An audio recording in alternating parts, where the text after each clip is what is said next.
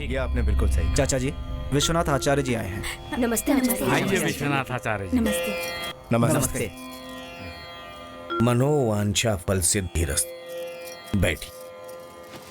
बुलावा भेजा था आपने?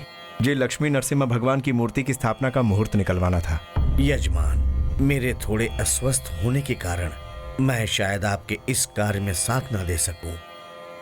इसीलिए यजमान, अब से आपके कुटुंब से संबंधित सारे कार्यक्रमों को मेरे स्थान पर रहकर मेरे पुत्र वेंकट आचार्य ही देखेंगे। तो ठीक है, आप ही बताइए वेंकट आचार्य जी। मुहूर्त तो मैं निकाल दूंगा, परंतु मूर्ति स्थापना कौन करेगा? मैं करूंगा। तुम्हारी बात काट रहा हूं, बुरा मत मानना। जब भी उस मूर्ति की स्थापना के बारे में सोचा, उस भगवान ने हमेशा हमें दुख पहुंचाया, कभी साथ नहीं दिया। बेटा, जब से भाई साहब हमें छोड़कर गए हैं, उन्हें तुम्हारे अंदर देख करके ही हम सब जी रहे हैं। ये मत करो नरसिम्हा। चाचा जी, इतने सालों से हजारों लाखों गरीबों ने दुख झेले हैं। उनकी आंखों के आंसू पोंछकर उसमें खुशियां लाने का बस एक ही रास्ता बचा है, जिसका मैं निर्णय ले चुका हूं। इस दिव्य कार्य के लिए मैं अपनी जान तक देने को तैयार हूं। मुझे रोकिए मत, आप शुरू कीजिए आचार्य जी। अपने पिता द्वारा प्राप्त ज्ञान के अनुसार नरसिम्हा जी की मूर्ति स्थापना करने वाले नागपंचम ही थे।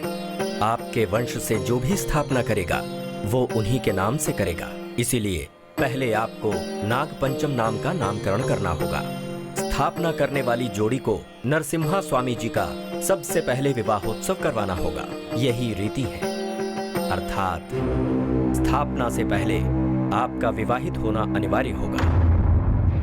यही तो समस्या है।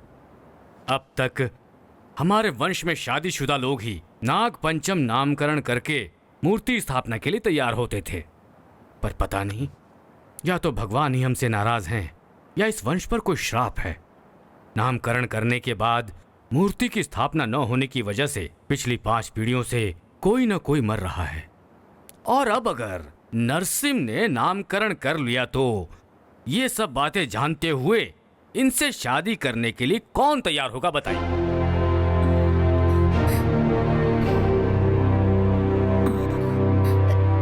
कई साल पहले लोगों के सुख के लिए मूर्ति स्थापना करने गए मेरे पिताजी के साथ मेरे पति गुरुदेव ठाकुर जब चल बसे थे, तब मैं दुखी नहीं हुई। मैंने सोचा मेरे मायके का बोझ उतर गया। अब दोबारा उन्हीं लोगों की भलाई के लिए मेरे भाई का बेटा नरसिम्हा स्वामी जी के देव कार्य के लिए अगर उसका विवाहित होना जरूरी है तो मैं अपनी बेटी का विवाह इनसे कराने के लिए तैयार हूँ। परंतु क्या आपकी पुत्री भी विवाह के लिए सहमत है?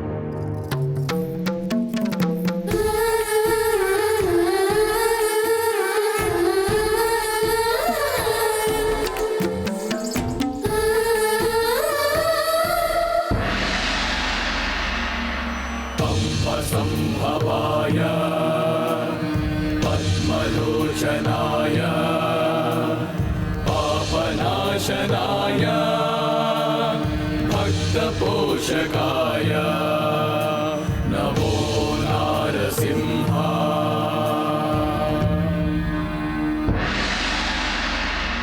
अब से आप नाग पेंचल कहलाएंगे।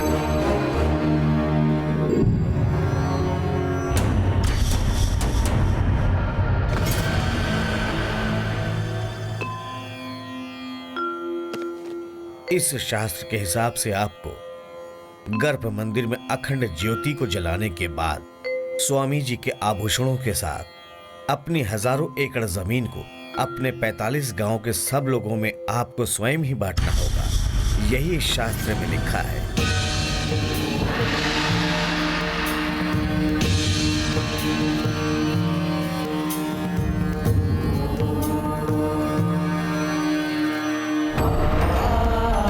नाग पंचम जी का हार आशीर्वाद स्वरूप।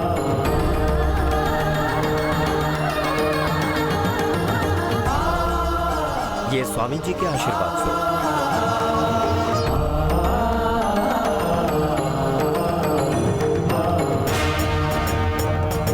और ये श्री कृष्ण भगवान के समय से ही आपके वंश के वीरों का प्रतीक ये तलवार, इसका केवल आप देव कार्यों के लिए ही उपयोग करेंगे, ऐसा प्रण कीजिए।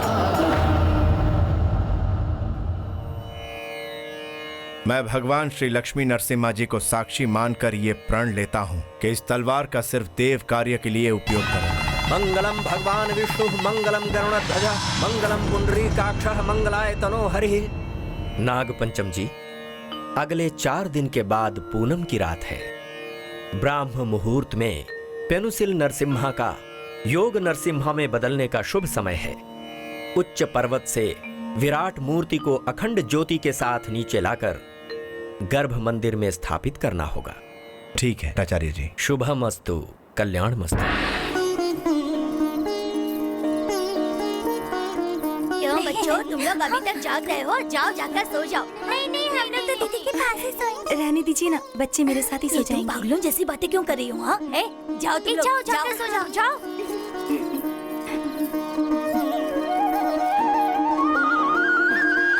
ग्लास दो, ये ले।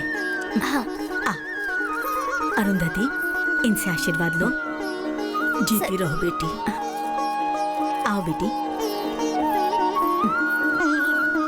चाची, आप भी मेरी बेटी को आशीर्वाद दीजिए। सदा सुहागन रहो बेटी।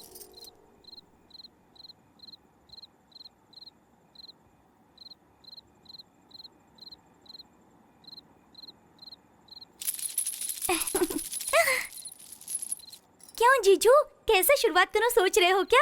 मैं अंदर आके सिखाऊं क्या? बंदरिया, चल जा यहाँ से। ये देखिए जीजू, बिना अभ्यास का अगर ब्राह्मण हवन करे तो उसकी दाढ़ी मुझ जलने का डर होता है। संभल कर, आपको भी तो इस बात का ज्ञान नहीं तुझे है। तो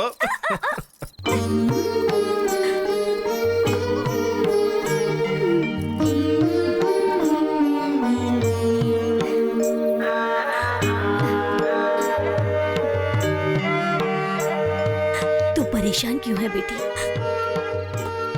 आप तो सब कुछ जानती है ना माँ। मैंने उसकी शादी का फैसला किया, लेकिन उसने इनकार तक नहीं किया।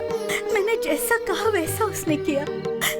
उसे कोई तकलीफ ना हो, वो दोनों हमेशा सुखी रहे। इसलिए मैंने यहाँ मौजूद सारे बुजुर्ग सुहागन से उसे आशीर्वाद दिलाया।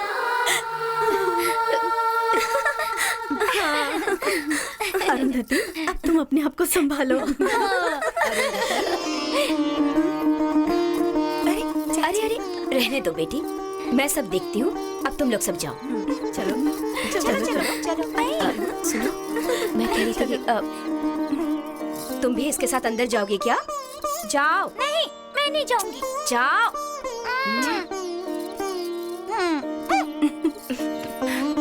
सभी ने मुझे आशीर्वाद दिया, पर आपने मुझे आशीर्वाद क्यों नहीं दिया चाची? देखो बेटी, मेरा आशीर्वाद फलेगा नहीं। मैं बिन बिहाई माजो ठहरी। मैं यहाँ अभी तुम्हें आशीर्वाद देने के लिए नहीं आई हूँ बेटी, तुम्हें एक जरूरी बात बताने के लिए आई हूँ। कहिए ना।